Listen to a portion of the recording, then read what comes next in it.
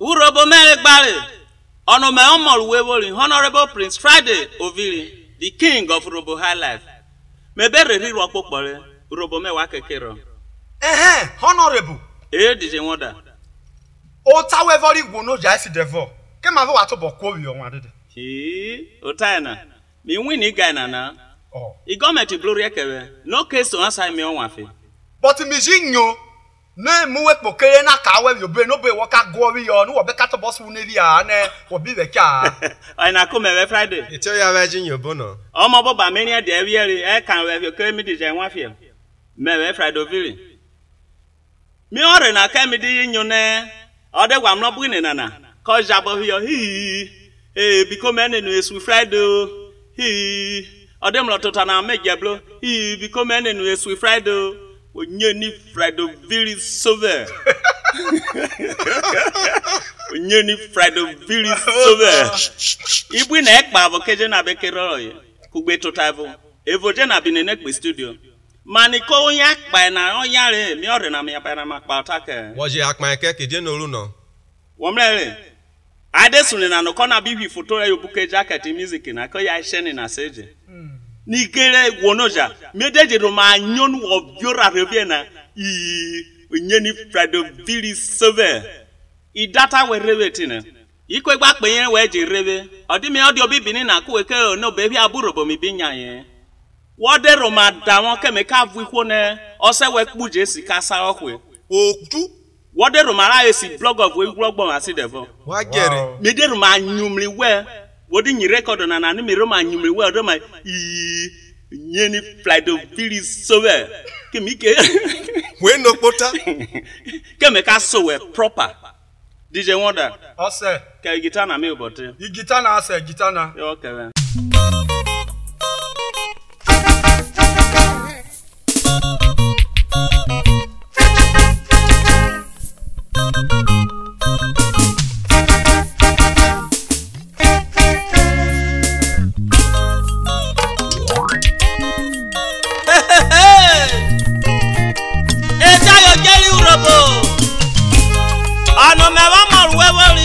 Honorable Prince Friday Oviri, Oye king of Urobo High Life.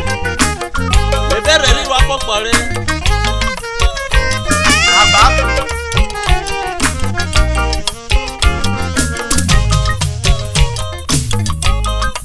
Ibi gelo ni mi ke gwa bi o.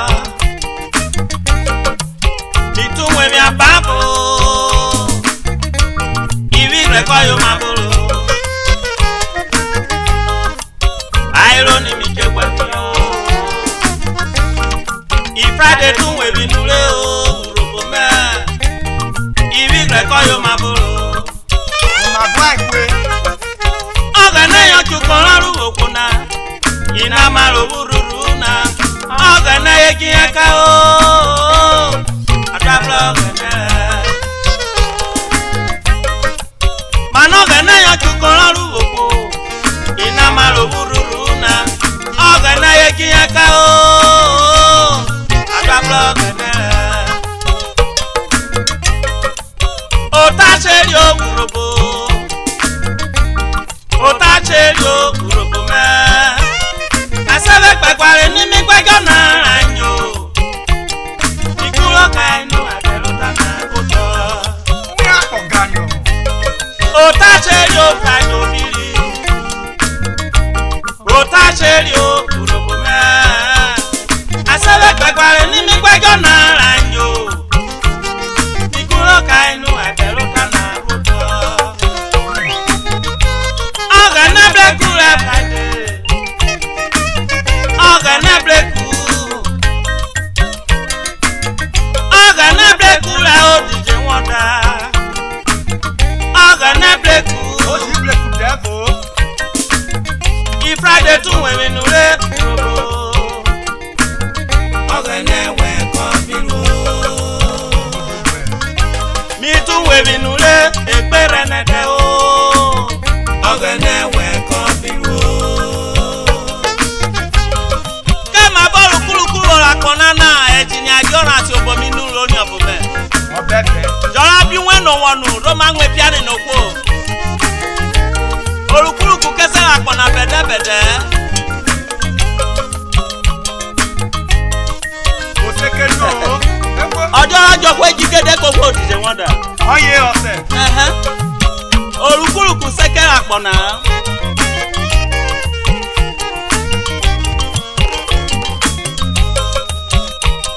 Wẹ́wẹ́ kókó àwọn eré kẹ́yìn rẹ̀ lọ́bẹ̀ ẹ̀rọ tó rere.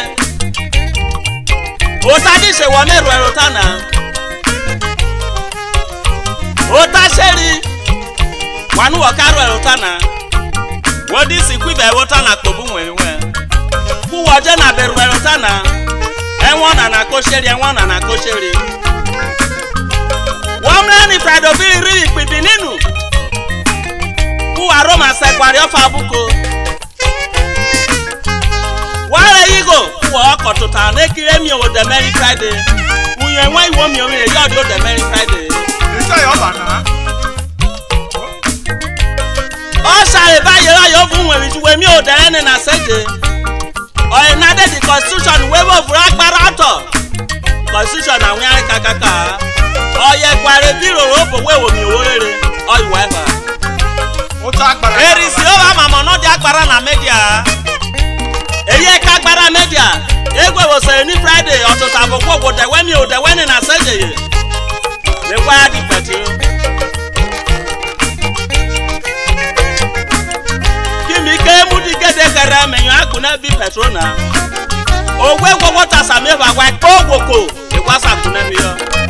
Are you the close? Wewe rojo radunwe na wodi nyobu we no kwo woju we na ekwe bia gede. Kuwo kan ya nuri weji lorena. Uri na uri ohlorere kufia. Osa e ba yo yun we mi we wowo rari agogo. Ana ya boda ya bo yepe.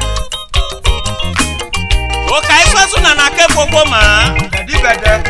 O ka isosu na na se gbogbo ma dije wọ́n da ọmọ ṣá ẹ̀mẹ́. Ọbẹ̀ bẹ ọ̀gá. Ìṣèké wọn náà. Ṣé na mo pọ̀? Ọjọ́ kọdún yàn náà bẹ kodo ma mo di retire. Ó di tùwẹ̀ gbó sí ẹbẹ̀. Wọ́n ké mọ́ ní iná tó kàrà ẹ̀mọ̀ yàn nù. Etí àmì yà pọ̀ ní dìbò. Ráwọ́ ké wọ́n retire na bílábẹ̀ wọ́n sì ké mọ́ nàná ẹ̀rọ yàn nù rẹ̀. Ọ̀ẹ́ ọ̀ agbára. Omega pẹ̀lú ọmọ ṣáì Nathaniel Ogbo Egede Yorùbá kẹ̀ nínú ẹ̀mú tó ẹ̀dá ẹ̀bí rí pẹ̀ wọ́n ní sọ́ra nàgé nìgbà. Àbí ó wà. Wọ́n dé ìrùnúkú wọ́n sẹ̀bi Kajuaman where your original Kajuaman. Ọ̀ya parẹ́ ṣe mílẹ̀ fún mi. Mẹ́ka náà bẹ́ bọ̀ mi wọ̀ kókó ọ̀rẹ́ náà ẹ̀yìn òtátà. Obi tún kó ṣèrì kẹwẹ́rí Friday yẹ kó rúrò. Mẹ́ka gba wẹ́bí yọ̀wá sótù. We party no ọ̀gá.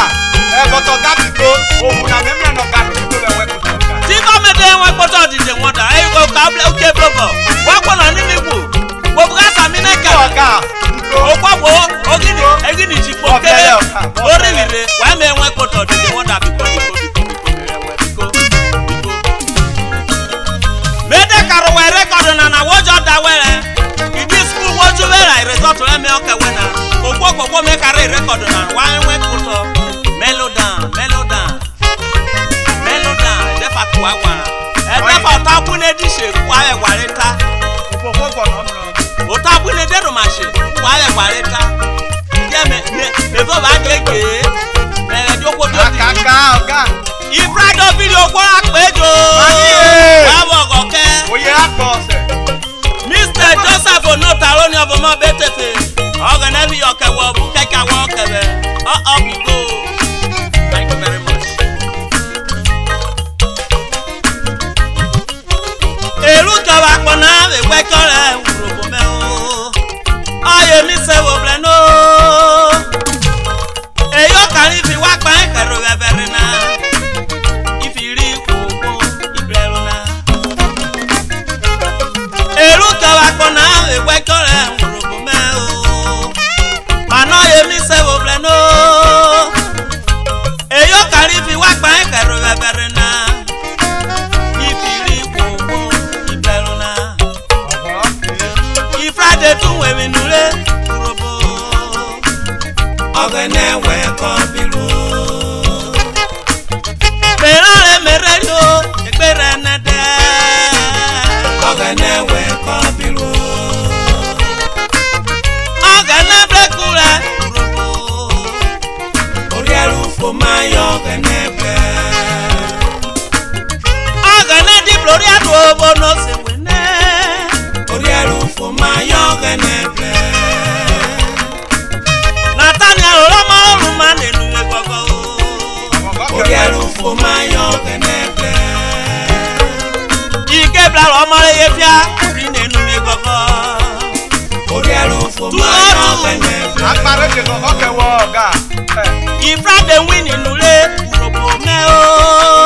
Orielu for my young and neble. Ibesi ni Roma tobo mori enu egogo. Orielu for Besi my no young tobo and abule ole wolo.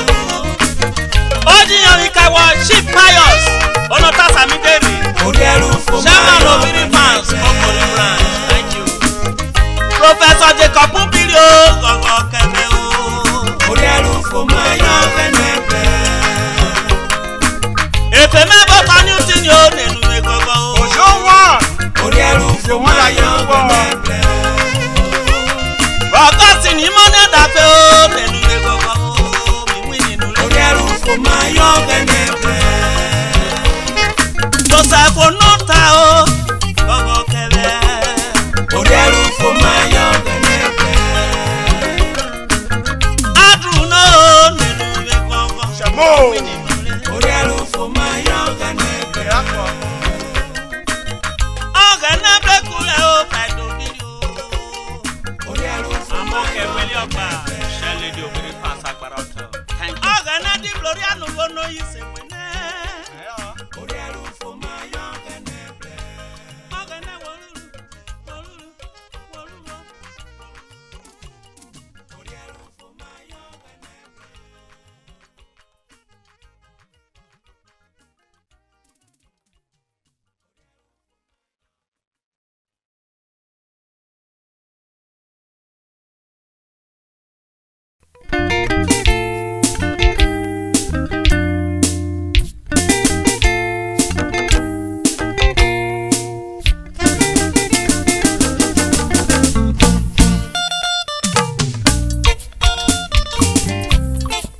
Etayo keri urobo. Ono meba moruwe bori. Honorable Prince Friday Obiri. The king of Urobo High Life.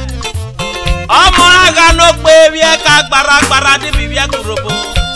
Oye. Oni me ki bi okore te fere agbara.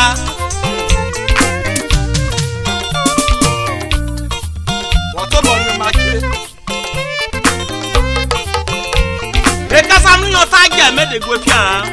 Abem. Eno ma be jo se bli be fun e ti se wona. Ejo se. Abeg you talk to them jare. Iye. Iye. Iye. Did they want iye. Iye. Omi owo de me worwero de were. Omi owo de me worwero de were. Omi owo de me worwero de were o logonu na. Omi owo de me worwero de neno.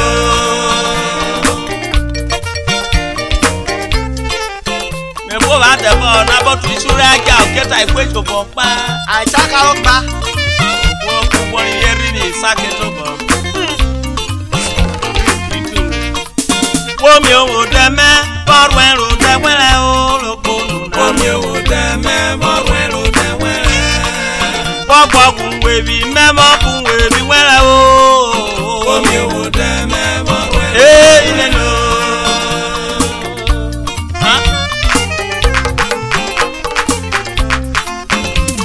Yé mi fún wẹ́wọ́ kúkú yé sí bẹ̀ wẹ́ fi kìrẹ́ mi ò dẹ̀mẹ̀. Kéènù rẹ̀. Mímí wá yẹ. Ká mi mẹ́nu wé sí wa yẹ. Gbanu wọ́n dọ́tọ̀ àṣàbọ̀ kí mi mẹ́nu wé sí o. Orí ìtẹ̀. Akpọ̀nàjọ́ wẹ́rẹ̀ ọ̀rí kwèjì ọ̀gẹ̀nẹ̀ má kpọ̀nà. Fọ́mà ọ̀rọ̀ kì kwèjì. Kéyìn ebu fọ́mà. Wọ́dẹ̀ tanu wò kéyìn ebu fọ́mà ìfráìdè òṣòmù o. Mèdè kàmìnà wẹ́jẹ̀. Bẹ̀dí bẹ̀dẹ̀. Wọ́kọ̀ rẹ̀ wò kébù ẹ̀ right now. Omi òwò dẹ́mẹ́ wọ́rùwẹ́rù dẹ́wẹ́rẹ́. Omi owo de me worwero de were. Pọ̀pọ̀ kún wèbí mẹ́mọ́ kún wèbí wẹ́rẹ́ o. Omi owo de me worwero. Ilé lò.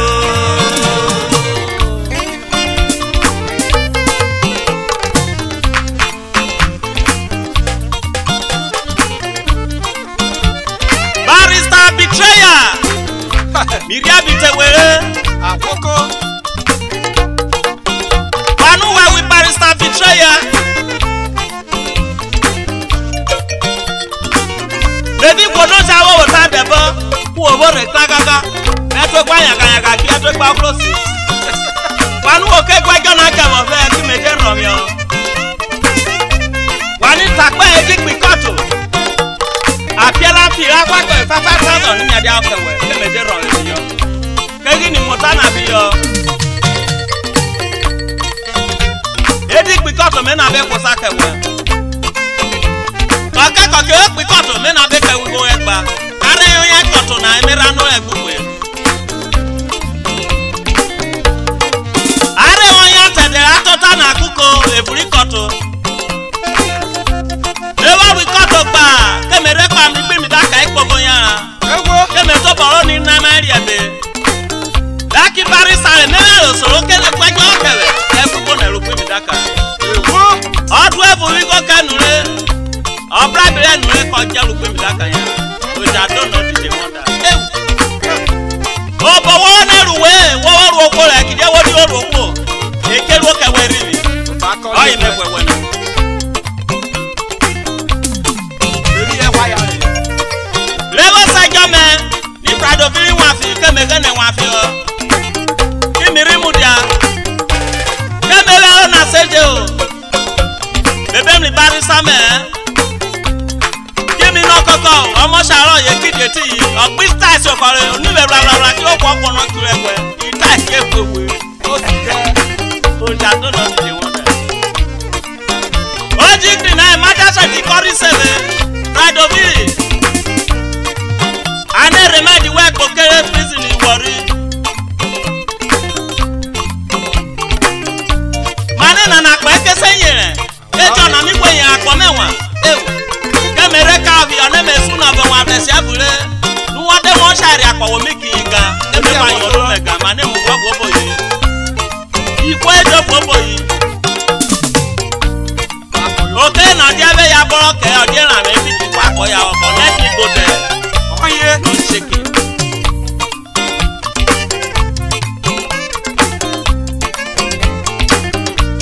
Besimishi otobo yi.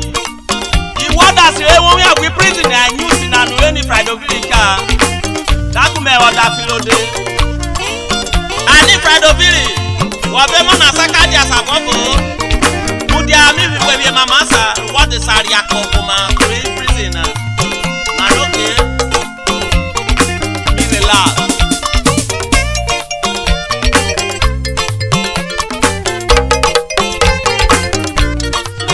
Omi owo deme wo weru de we. Omi owo deme wo weru de were. Omi owo deme wo weru de were o lokunu. Omi owo deme wo weru de were. Iro ni mi di toboke kaka gba bo me pa o mi be yobuko. Eti o Ebe be. bulukulu ni we. Iri no were me be ka mu ku won so ni. Da ko fi an. Ogene we ko biro. Oye na go ma no.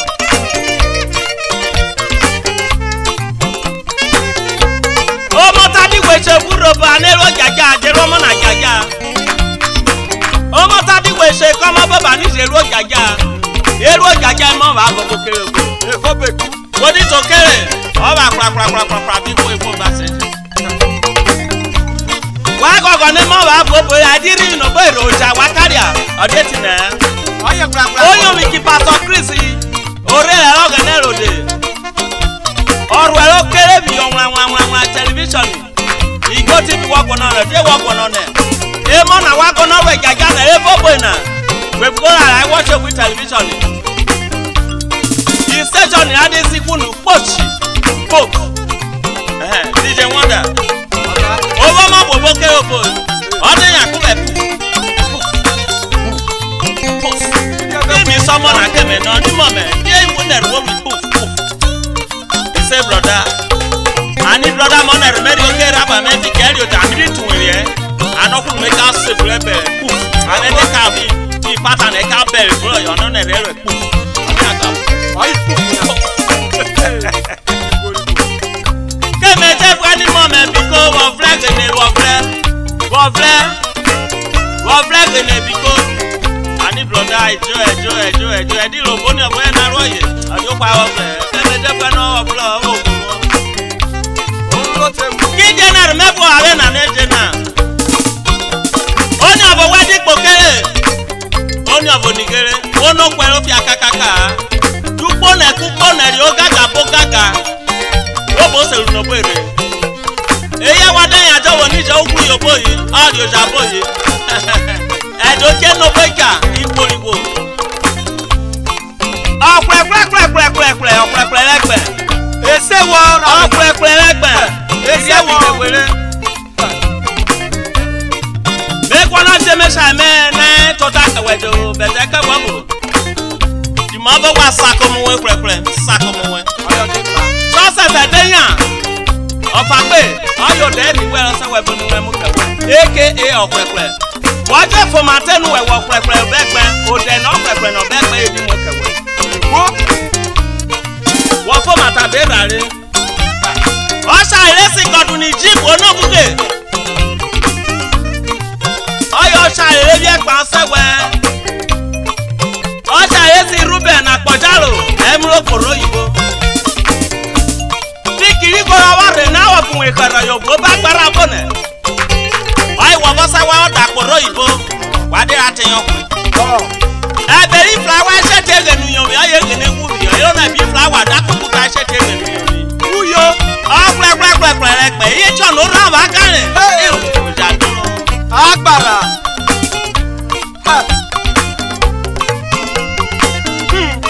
Wẹ́ ògúnure kejì sẹ̀dẹ̀ ní ńwọ̀rì nàrẹ̀. Ègbọ́n yìí tágbára rẹ̀. Ètò kìrìkìjà. Kàrẹ́ jìrò ló bẹ̀ kéṣe òrì náà wá. Nọmba 8 Igene Street Èbúrú Agbára. Ọyún wèwèrè àyọ̀bù agbára. Àwọn jìrò náà yé. Ọsọ ọ̀pẹ̀pẹ̀ kọ́ wẹ̀ mọ̀ mẹ́fà rìọ. Ọ̀pẹ̀pẹ̀ kọ́ wàrà mọ̀ mẹ́fà rìọ. Wo. Aná ikú ni ọ̀bùrọ̀ àyè mú nọ̀dọ̀ ìbòrò. Pété wà jẹ ha. Orí mi nana tó sá. Àṣẹ́dẹ̀ kọ́rẹ́ kra. Kúrẹ́kúrẹ́ kọ́ ìwọ̀n rí ẹ̀dà. Tó. Ewu. Kúrẹ́kúrẹ́ rẹ̀gbẹ̀. Àṣẹ́dẹ̀ kọ́rẹ́ kra. Kùsì àtọ̀wé ó tọ́ ní kéwì kọ́dún ní ní ọ̀bẹ̀rẹ̀. Kéwé káwá ńgbà ọ̀pẹ̀pẹ̀ bọ́sẹ̀ ẹ̀ṣẹ̀tẹ̀ búrẹ́kì blame. Wo. Kéwèrú ràbí búrọ̀ àyè. Wúkú dẹ́fọ́ náà wá jẹ́rìí yóò. Kéwèrú ràbí búrọ̀ yẹ. Ọ̀nà òde ọ̀yẹ́. Ọ̀kẹ́ kórè ayọ̀kú sí na. Ọ̀kíwòrìyẹ. Ó rẹ̀ wọ̀gá. Kẹ́rí mire bíkúta ẹ̀mú yẹn no.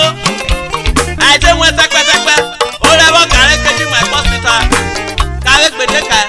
Káró ma gẹ́gẹ́ mẹ́rù mi. Ká gẹ́gẹ́ rù mi. Kẹ̀sí akíní sòrì mi. Ebi gbé sòrì mi nẹ. Ọ̀sẹ̀ ọ̀pẹ̀pẹ̀. Ọ̀fàgbé. Obi mọ̀ mẹ́fà mi yọ. Ọ̀rẹ́ fọ ma fa. Jòné kò ma. Orí nẹ̀bẹ̀ gbogbo ìwúrí etí. Owó wunu abẹ́mu kó jọ̀bọ̀ tẹ̀. Yọ fọ ma jaraba. Òkpókó àwọn mi tẹ̀sí yìí. Yọ kpókú bíà. Orí kpó tasabu ká kú kẹsàn ké tó tiẹ̀ wá lòdì. Wẹ́wẹ́ ọ̀pẹ̀pẹ̀ sọ́sẹ̀sẹ̀ dé yàn. Ọ̀sẹ̀wọ̀ òkú ti bá ẹṣẹ́ òbí yọ. Mẹ́nà wẹ̀ nà ọ̀sẹ̀wọ̀ òkú ti bá ẹṣẹ́ òbí yọ. Ọ̀sẹ̀mẹ̀ yóò fi ọmọ ẹ̀ta tó bìí Èbúrú ló pè. Ọ̀sẹ̀mẹ̀ ọ̀pákó pàmẹ́tẹ́rẹ́ ọ̀dẹ́dẹ̀dẹ́ àrírí òkè kòbónú rẹ̀. Owó wàrà náà bìṣó Joseph Yanu ẹ̀kúrò kàbárẹ̀ àbí bẹ̀. Ọ̀yẹ́. Ọ̀nà wọ́dẹ ó rà ràbí ma wẹ́ kó bí ẹjọ́ náà. Ọwọ́ ráwọ̀ kan o. Sọ́sẹ̀sẹ̀ dé yàn. Orí. Ó ní àbọ̀wọ́ pàtó ọmọ sẹ́wọ̀ pàtó wo rúra ìlú ibẹ̀ yóò ta sọ̀kì náà wà náà wọ́n dé gbọ́nà pé sínú ẹ̀wọ̀dì ọmọ pàtó ń wẹ̀ náà ìnà kẹwàá ìdí. Kàmúlọ̀ lè yọ papọ̀. Mr. Joseph Onota lónìí ọ̀bọ̀mẹ̀ kẹ́ẹ̀dì rìfìlì station rí market road Agbára. Wọ́jẹ́ wo ráruo wọ́n wẹ́wẹ́ kábẹ̀rẹ̀ ká jẹ́rẹ́ nìtú wọ́n pa bí ọmọ àrùn. Wọ́n ṣàwọ̀rí à 10 million ẹ wọlé mi mẹ́kọ́. Ìjì fìlẹ̀ mẹ́kọ́ wọ́n rí káwọ́ ń wáyé wẹ́pẹ̀ kì káwọ́ ń wẹ́mọ́ wẹ́pẹ̀ skul. Wọ́n dẹ̀rọ̀ máa jẹ tẹ̀wọ̀ bí ó tọ́. Ìjọ sábọ̀ dẹ̀rù filling station àti inú òkú. Àyẹ̀rẹ́ dẹ̀rọ̀ sínú òkú filling station kìlẹ̀ lọ́wọ́ ẹ̀.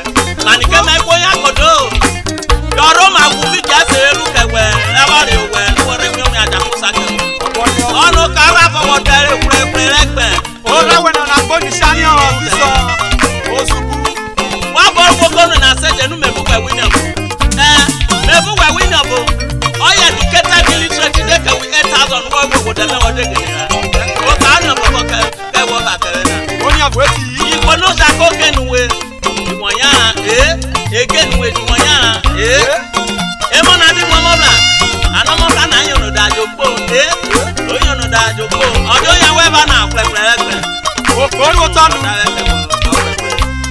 tura wo ma bu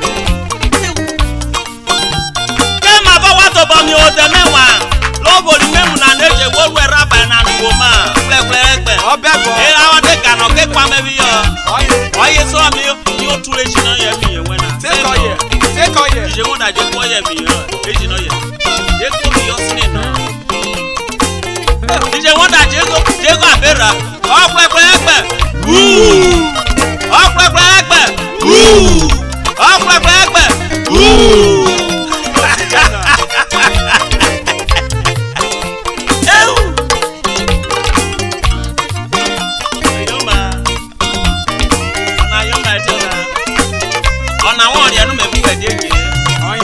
Omi o de me morwero de we.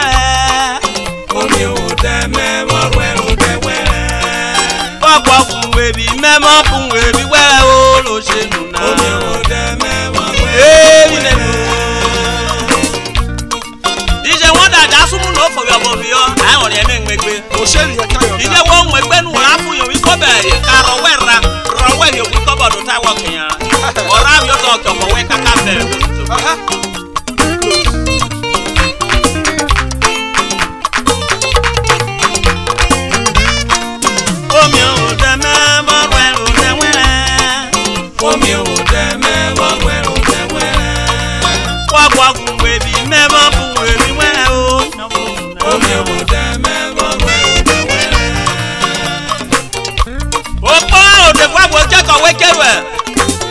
Anu we ti ko na asin ride obiri pe. Wana kato bo. Dodu wa de sa ekwenu joreli. Ovo. Oda de sa ekwenu joreli. Ajo to wi obo. Daki Friday obiri du popo. Me no mama sakuje. Echo yo ba. Me obo ke me wani ya. Useni Nigeria ka. Useni Nakoka. Useni Abuja ka. Useni Koka ke da won ta ni won lo be ka mi abukoro. Ire ya gbada gogoto. Ojuku na esere, go wani na esere. Egwo for me de bi Nigeria. Whether ma ro pon ma me de so de me na mu okoro, wa na mu me. E na TV Friday village. Wo mu agbara mi ke kokoro Abuja. Abafu. Wo mu Abuja mi ke kokoro Ogara. Ani e. Wo mu Ogara mi ke kokoro Isaple. Wo mu Isaple Friday village with me. Ero rade to bomu we yo madebe. Ni ko ebubu we to na. Wa kokwe mu we di mo fo mo. Ateki. Omi o de me, o weru de we. Omi o de me, o weru de we. Wa gba gun we bi me ma fun we bi we o logo na. Eh! O weru de we.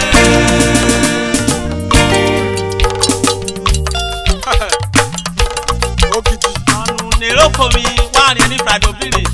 Don't go back home. Is a wonder. Never in your new polo. Wedding your name, Guru. What yellow? What vowel? Mudia Sami Planuna. Mudiaga. What about the time? It's a bavos. It's a get you robot, Tamino. It's a get you robot. Goodbye. Oh, my boy. That's what they Friday village came up on now.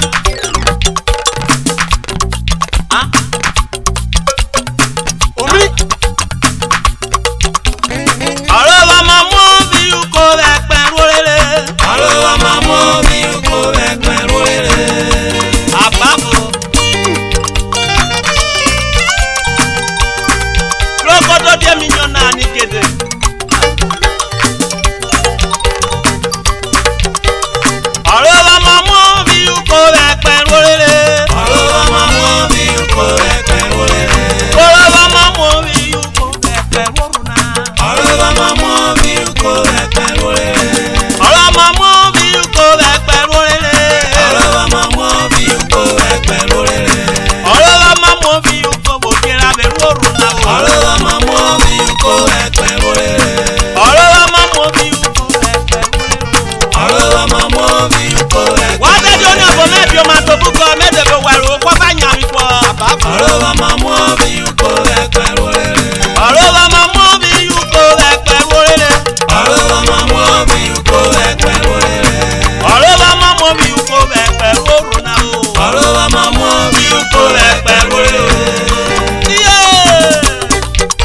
akọma akọwe ọbukẹrùwẹrẹ ìjọta náà wọ́n ṣe wọ́n mú diẹ tí ìkẹbẹ kọ́ ló wọ́n mú lóyún.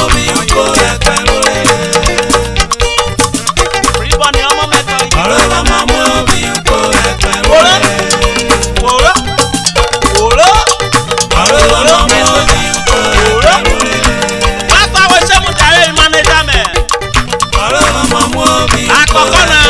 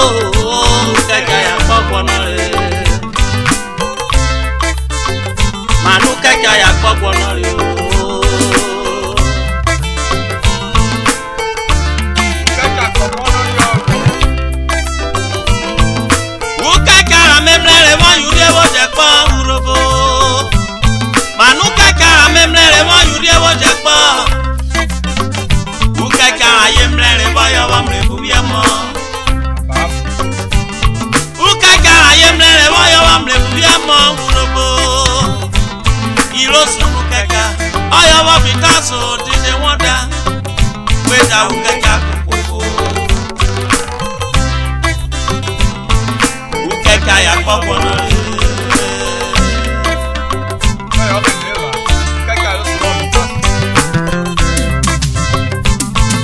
Wọ́n ti yàn náà mẹ́rẹ̀ yọ̀ sá kú wọ́n dẹ́rẹ́ ká. Wọ́n ti yàn náà mẹ́rẹ̀ yọ̀ sá kú wọ́n dẹ́rẹ́ ká. Wọ́n ti yàn ní mi ṣe ti dẹ̀bù náà. Kúkú kó nà ẹ̀kọ́ ẹ̀wọ́ jẹ́. Wọ́n ti yàn ní mi ṣe ti dẹ̀bù náà. Kú wọ́n rẹ̀ yóò máa ó. Ẹ Nàìjíríà. Ó rí i.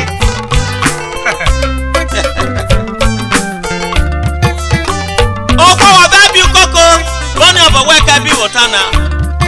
Ojú kókó ní ọ̀bọ̀wọ́ ẹ̀wọ́ kẹ́kẹ́ àwọ̀kẹ́. Ọ̀rọ̀ ọ̀bẹ́ bí kókó kẹ́wọ́ kí yóò tán nìní. Wà ní ẹrú ní ọ̀bọ̀wọ́ ẹ̀gàgà wọ́n kí yóò tán nìní ọ̀rọ̀ ọ̀bẹ́ bí kókó. Ìkìtì ìkí ó tá ike pè wọ́n ni. Kékué àbábù. Ọ̀dà fẹ́ tíbi gbogbo ẹ̀pọ̀nà ọ̀hún kẹ́kẹ́ àkókò gbọ́bọ̀ efe ní ó fẹ́ kùfìà. Wọ́n tó bọ̀ fẹ́ rábà ní ó nù wọ́n kẹ́kẹ́ àwọ̀kẹ́. Who you help? Ukwuru na lato ba kwuru na wade mi bu na orobo we ni instrument ya okoro imi boso ya on instrument wa nyari obi bini wade mi instrument kwata okoro okoro wa no ba sejeje we po bi Yoruba wa mi instrument bu na okoro okoro asejeje we pi bayasa ije kurobo o so bi je mo robo bu aboyon okoro kide di yan no won tanu aga no ka di instrument kokoro wewo feraba no abu ne bo wa to bo keke awoke o jadona Who you o help? rari ewi murie kakaka le ase rare go ma to murie ko yo biere o dawe mama Oya mi. we di le mama wa we kerwe wa ja po bi yo ba e bu ne bo bu no bo krakrakra ani gede yo ba na di ke kedu ano ma ko de we re je na wa be o keke akibu ne orobo ni igede aji sekiri Yoruba na ewo ibi na orobo di kworo wa de di party ade ko wa ki finu kun àwọn koko ya wa yan popo ode rade mi wuri re we ku deri o me wu ya borewe Mr. Vincent Onojoja oyi general provost Eburi prison ri worire sokere Imi wo tokere na bi sebe ni Friday omiri kidi amegowe kona be go be ga go robo ani Friday omiri wo carry oja wo kipo ani Friday omiri wo kada me robo ne amere bi ayu ko le seba wota ye o kere kede ufo ma dia o kewe o bo ga na ro me no dikeru o we kewa bango o bo afie sere rugele onyo mi kewe wo dikeru wo ya bango Mr. Michael Idegbemume Ọ̀yẹ̀nàjì wọ́dà ìfúrókèrè ìwọ̀rí prison ìwọ̀rí ọ̀kìgbẹ́rì òpẹ́ta sàmìlẹ́mà Friday of the wọ́pọ̀ náà rẹ̀ bíkọ́ mi ìwọ̀ rẹ̀ ojú dúpọ̀ wẹ́rẹ́ Friday ìfọ̀mọdé ọ̀kẹ́wọ̀ Michael Idegbemume up you go. Professor Jacob Ubiri yọ̀gbá ìnẹ̀rú rọ̀bẹ́jẹ̀ Friday obìnrin yẹ̀rúwé òkúra kpara wúkẹ́kẹ́ wọ́ kẹ̀wẹ̀ ìkásá pẹ̀mẹ̀ ọ̀gẹ̀ náà kó ìka pẹ̀mẹ̀ ọ̀kẹ̀wẹ̀ máa ní kọ́ wẹ̀wẹ̀ lórí àkókò ní ẹ̀fẹ̀ oyún mi kẹwọ́ Jacob Ubiri thank you very much. oyún mi kí fásì méjò ìfásì má gbára telefoni telo gara telu pokwi telu se tela saba telu kokori oge na bi oko abi pejo uke jarwa oki Friday oge no bo ka pere se na kele ye mi o gaga mi ope mese na na Ona dawo. Prince Wonigo don't have a man Chairman God Disabled Social Club Onyo mi kewe we kopiru emugwabu keruwe. Thank you. Ekule keke kokoko re ojare kunare. Mane ekule keke kokoko ojare kunare.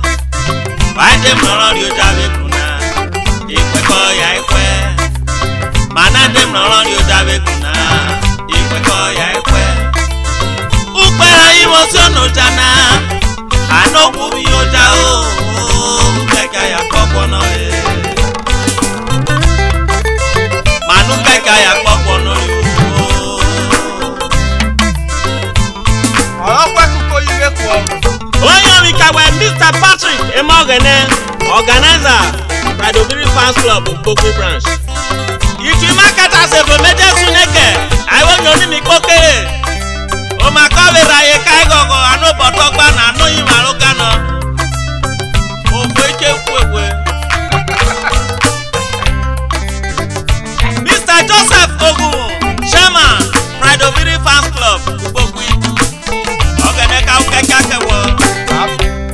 Mrs. Vero Aroko, Sheledi, I wait the Kobiru, Pradobiri Fans Club. Pado.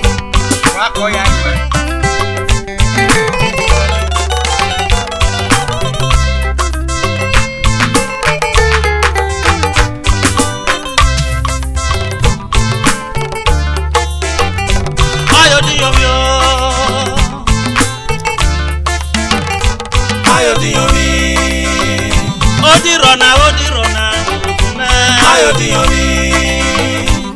Ekludi kumato, Ayodiyomi. Inyabo teni anyeri, Ayodiyomi. Kweyadewu kajaku kweyawo, Ayodiyomi. Onyabo dewu kajaku onyabo, Ayodiyomi. Lomose dewu kajaku omose, Ayodiyomi. Ekludi kupapo, Ayodiyomi. Mano yodiyomi o free for me. Ayodiyomi. Obi na bo weni ayeri o. Ayodiyomi. Si na bo we koko wo belu taye. Ayodiyomi. Wa koko ni eburo koko mo me. Ayodiyomi. Ibale ti ro mo me o. Ayodiyomi. Obi na bo weni ayeri o. Ayodiyomi. Ayodiyomi o akpo. Ayodiyomi. Ìdíje wọn darọ mọ́ mẹ́. Ayodiyomi. Wọ́n bí ní ọmọ wẹ́rì ẹ̀yìn ló gbé. Ayodiyomi. Láì kékeré àbáfẹ́. Ayodiyomi. Ìdíje wọn dá mọ́ṣá mẹ́rin méje oúnjẹ ẹ̀rọ bàbá. Ayodiyomi. DJ Association lẹ́bùn ìkẹta ìjẹ. Màtòbọ̀dọ̀ kéré bùrọ̀ agbára. Àlùbọ̀ akọ́bíró. Ayodiyomi. Wọ́n wú kẹ́kẹ́ àwọ̀kọ̀ yẹ ẹ̀wọ̀n náà sílẹ̀ ti dẹ̀ bọ́. Ayodiyomi. Àní kògbókògbó lọ́wọ́ kẹ́kẹ́ àkọ̀yẹ́ tè lóyún mi kẹ́.